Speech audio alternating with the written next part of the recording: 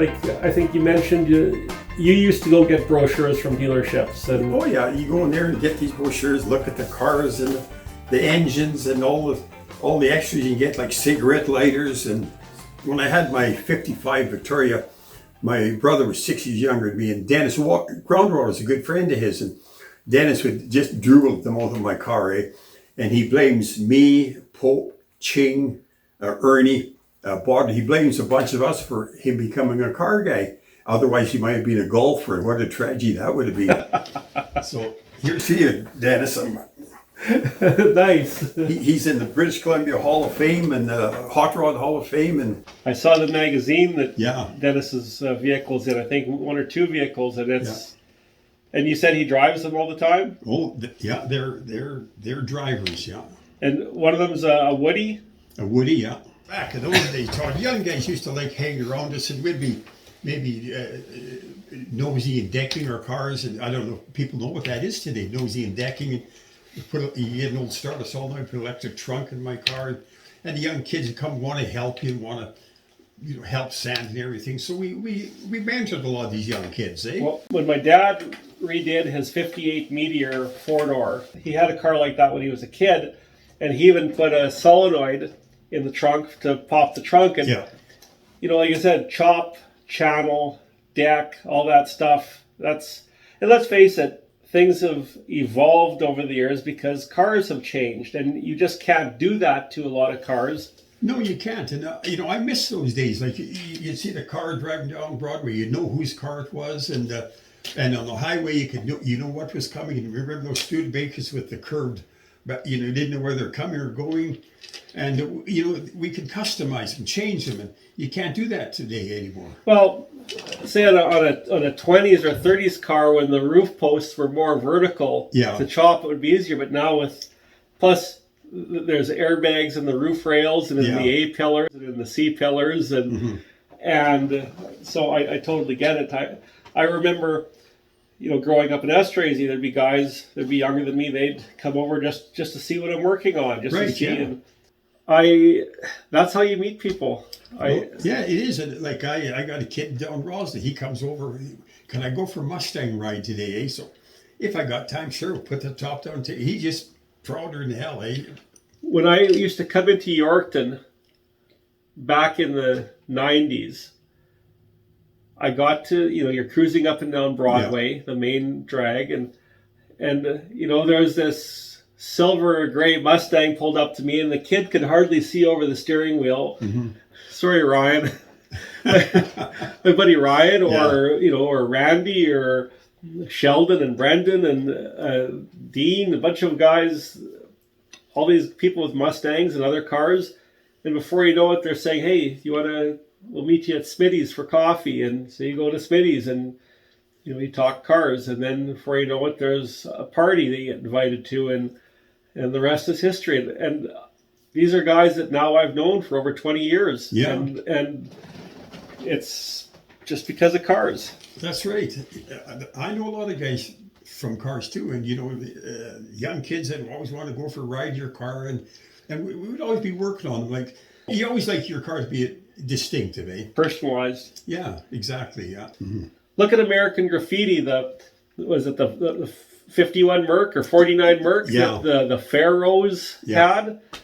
That just looked so cool. Like, John Milner's car wasn't lowered, but it was chopped. Yeah. And the grill was lowered or narrowed, or not narrowed, but lower. And today you can bag the cars, eh? So they're sitting right on the ground. You start her up, and up she comes, eh? I went with friend Kevin and a group of his friends, a really super awesome group of people. I was kind of the odd guy out because I wasn't from Regina, but all these this group of friends from Regina was going to a car show south of Swift Current.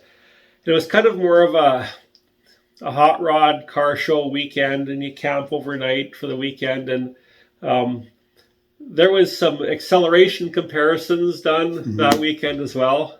And that's another story. Illegal street racing. Yeah, that's it. Yeah. So basically there was some guys that had hot rods. There was my friend Kevin had his a black LX coupe. One guy had about a 96 or 98, and maybe it was a 93 or 94. It was a kind of a light metallic green Honda Accord, but he had a big stereo in it. He had custom wheels, and it had an airbag suspension. Oh, really? And so, because, big stereos were a big thing, they still are today. Yeah. But he said, I could run this car all day long. It sips the fuel. The air ride suspension, it rides like you're on a cloud. And he could hit a little box with little toggle switches, and he could go up to a stop sign and make the car do funny stuff. And it was one of the coolest cars that I ever saw, especially for back then. And he said, I bought this car from a retired guy, and it was like just super nice condition, and the paint looked amazing. He says, I do a coat of wax like twice a month on it or something. But I had a ride in that car, and that's probably the first car I had a ride in with an air ride suspension. When you talk about air suspension, my cousin was coming from Ontario to BC in his car. He's over at my aunt and uncle, so I went over for a visit, and it was not the Rolls Royce, but it was the Bentley, new Bentley, and it was bagged, up and yeah. Oh wow! And I went to visit my aunt a couple of days later, my uncle, and my aunt said, "Gee, that's sure a nice car Don's got." I said, "It sure is," and she said, "It must be pretty expensive." I said, "What do you think it costs?" And my aunt would say, "Well, it'd probably be $75,000."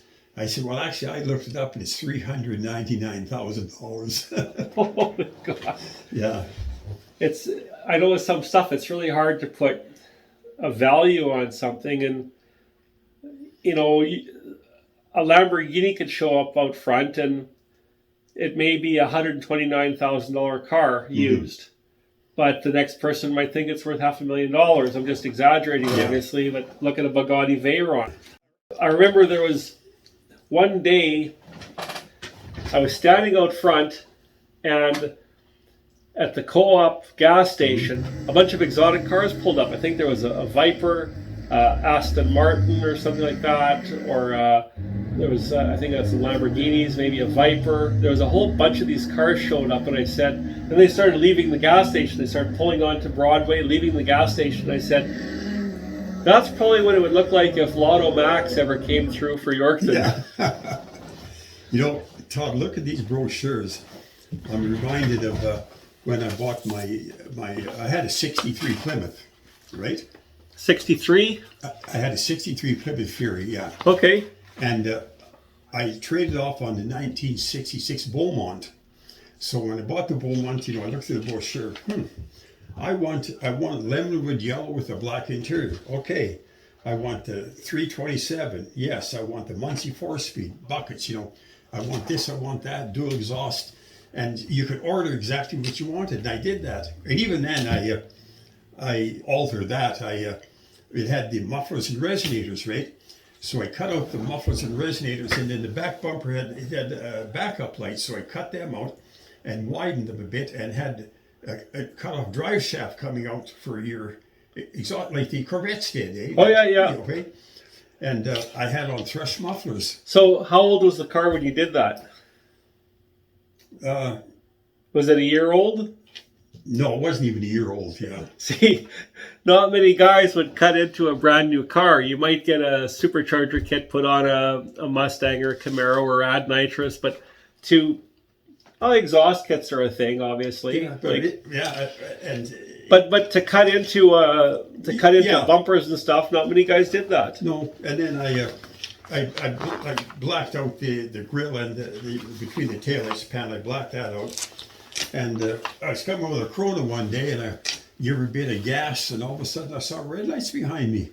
So I changed those mufflers, so I had to get rid of my thrush mufflers. And that was a 67 or 66. 66. So back in 66, it was barking pretty good. Yeah. Because let's face it, a lot of motorcycles are loud and other cars are loud. So you said you were driving by the Corona, or you pulled out of the Corona? I pulled out of the Corona and gave her a bit of gas, and yeah.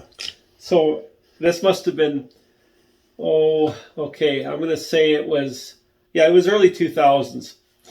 a couple buddies were ahead of me on Broadway, and Randy had a custom S10 with a really wild paint job on it, and another friend was in the passenger seat.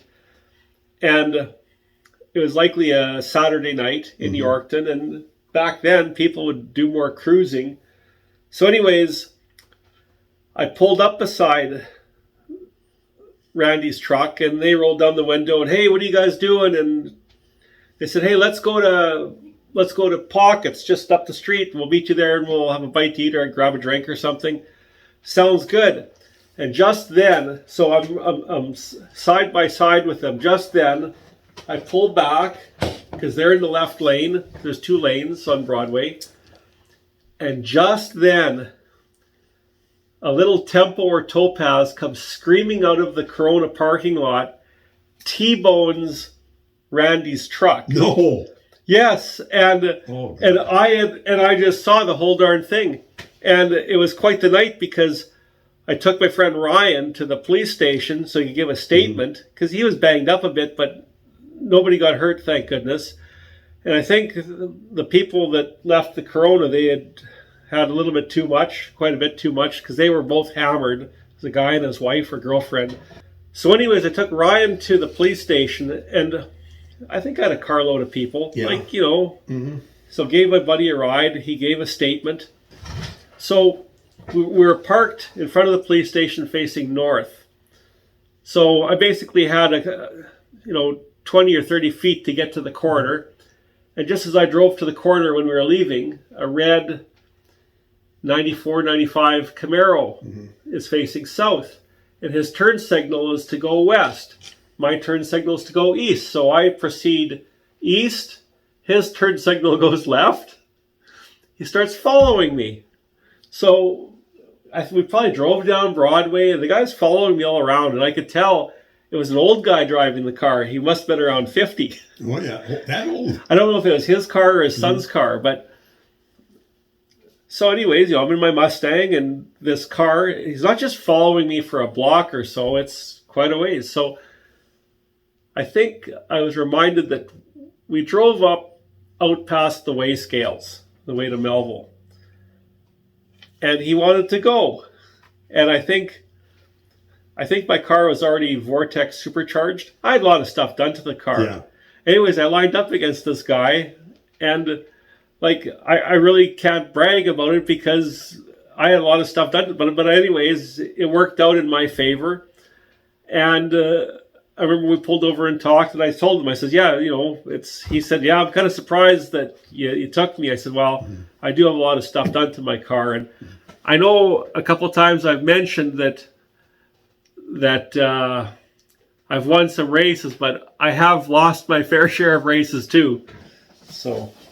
Well, I'm going to tell you too, when I bought that Beaumont, I've got a picture of my Beaumont, an 8x10 and an 8x10 of my 55 Vic. And Dennis Groundwater took him to a car show, and my 55 is signed by George Barris, and my Beaumont is signed by the cast of American Graffiti.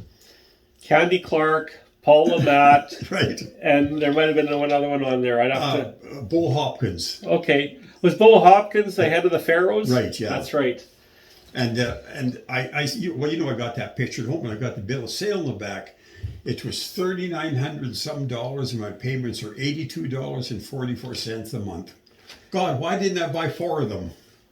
I know we were speaking about lineups earlier. This must have been, when did Star Wars come out? 1977 or 78? Something like that. Yeah. So in Esterhazy, I remember there was BJ's Arcade around the corner from the theater beside the McLeod store. And when they played Star Wars, when it was on at the theater, they had the 7 o'clock show and maybe the 9 o'clock show or 9:30 or whatever. And there was a lineup for the second show. There was a lineup from the theater all the way around the corner in front of McLeod's, pretty much up to the arcade. And back when these video games were a brand new thing, you could walk into the arcade, the music is going, there's people playing all these games, there's people, a crowd of kids out front, there's people cruising, they have their windows down, their stereos cranked up. it's like, you just don't see that anymore. No. Unless it's a designated cruise night. Yeah. This was like this every Friday or Saturday night in Esterhazy, a smaller town. So every town had, I'm sure, Melville in front of the arcade. I'm sure they had people cruising there. And, of course, A&W on Albert Street in Regina was a big deal. And I'm sure there was other places. So I think it still is, yeah. Neighbors happy. One time I was coming from Winnipeg and I stopped at Nepo for gas, and I had to top up, and I get out of the car, and the gas jockey looks at me and said, God, he said, I expect a young guy come out of that. I mean, can't us old guys have Mustangs too? But you know what? Here's the thing, the biggest thing that I learned. When we have our cars and coffee and stuff like that, and lots of really cool younger people show up, as I got older, I don't feel any different going to those events. And just say if I see an older guy beside a 48 Chevy, and it's pretty well all stock, but he's there because it's a car show, and that's why he's there. Probably in his heart and in his mind, he's probably still 25 years old. Oh, absolutely. And, it's like, I think it's like I may not understand why some guys want to do certain things to their newer cars. It may not make sense to me, but that's what customizing is all about. Like, that's what... Exactly, yeah. It's to set yourself apart. And let's face it, if I had a 2010 Nissan Sentra or a 2013 Ford Focus, you can't do the same stuff to those cars as you could do to a Beaumont or an 83 Mustang or whatever. It's so there is obviously stuff you can do, but it's different stuff that's still kind of cool. So one time when I had my Beaumont, I was married, and my wife and I were taking another couple for Sunday drive. So my mother-in-law, my mother-in-law was pretty religious. They should give one of these ceramic praying hands. You've seen them? Yeah. They're white, I think, usually, or off-white. And they're, about this high. So I took two-way tape and I stuck it in the hood of my car. So we got in there, my wife saw that. Jesus, was she mad, eh? Yeah, but drove around town with those praying hands on the front of my car. So that was neat. You remember, I can't remember what year it was. I think I had my Beaumont then, 66. And the guy used to come in from Theodore. He had a 52 Chev. It had all covered with MacTac, that plaid stuff that you put on your table cup. He had his whole car done to that. Well, there's a young guy in town about 7 or 8 years ago. He had a Volkswagen Jetta. And I don't know, I think he just painted each panel, because nowadays you can obviously wrap it. But I think it was a Jetta hatchback or something. And it looked like a Rubik's Cube. And I have to admit, it looked pretty neat, because one door was white, a fender was red, the hood was blue, the other fender was green, another door was yellow. Like, it was kind of neat, actually. I thought it was something, it was different. Well, when I had an 84 Toyota Corolla, and it was getting old, I had over 300,000 on it. And, in Mexico, I collect these phone cards. They're all different art things on them. I had stacks and stacks of them. So I told my daughter, you know what I'm going to do? I'm going to cover my car with these phone cards. Glue them on. I'm going to put the old style phone on the hood. I'm going to call it the phone bill. And she said, Dad, my friends think you're weird enough already. If you do that, you're not coming to my place. You're not parking it on my yard. You're not even going to be able to park it on my street. I was at the Co-op gas station this summer, and a guy pulls up with about a 54 Chevy. Oh, yeah. And it had these two things sticking out by the wheels. Oh, yeah.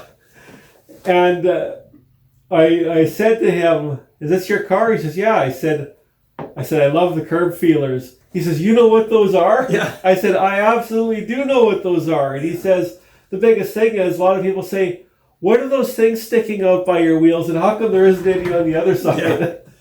When we had that car show at Taps down there, the guy had that red rod from Regina. Yes. Yeah, big flat-headed.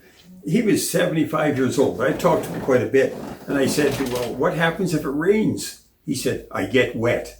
And I thought, man, there's a guy. That guy was awesome to talk to. Yeah, let me tell you. and he put lots of miles on that car. Yeah. And the motor was done up in it and a few other things. You know, I remember, Todd, when we had a drag strip out east of town, the cemetery, then you go south, maybe half a mile or not very far. There was no airstrip there. In mid-60s, you used to have a drag strip there. Was that the training grounds for the World War II training? Like yeah, it was. Yeah, that was had that. Well, they had their field out North York, and then they had that too. But there was a kid came down from Swan River with a 65, 66 Mustang with a 289, 271 horse. Boy, did that thing ever go. Yeah, it's tuned up right, and it's got gearing and get the power to the ground. That's one thing I miss. The Estrazy races, the Cam Busters races, Neepawa had races. I was watching a video of the Estrazy drag races from 19 or 20 years ago. And yeah, the cars weren't as fast as they are today, but it was fun. It was so much fun. Yeah. The crowd was huge. It was just such a nice event, either in Estrazy, Yorkton, Neepawa. And if I could go back to those days, like, I consider that the good old days. So it's funny because I used to always hear people refer to the good old days. Yeah, now you know what they are. I know what they're talking about. So, you know, it totally makes sense. I really miss the drag race out the airport there, especially since I bought a ticket for the Air Cadets and I won $500 gift certificate to the co-op. Well, you also got a ride in that dragster. That two-person dragster. I think we got a picture of that too. Yeah, I do have a picture of that somewhere. That you know, it was $300 for a 7-second ride, but it's worth every dollar. Yeah. Yeah. Oh, I can imagine. Would I had that $300 today? No, but I had that thrill riding that dragster. Well, and you got the picture to prove it. Yeah, I got the picture to prove it. No, I like stuff like that.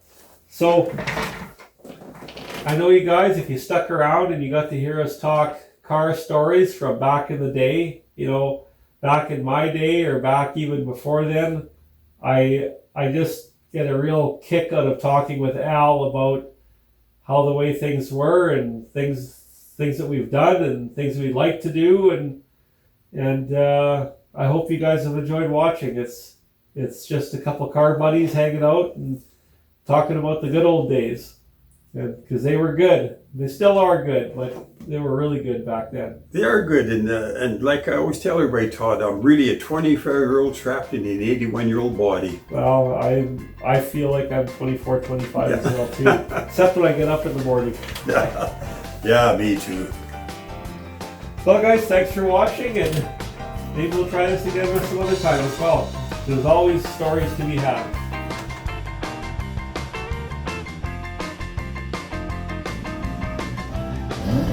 See you, Al.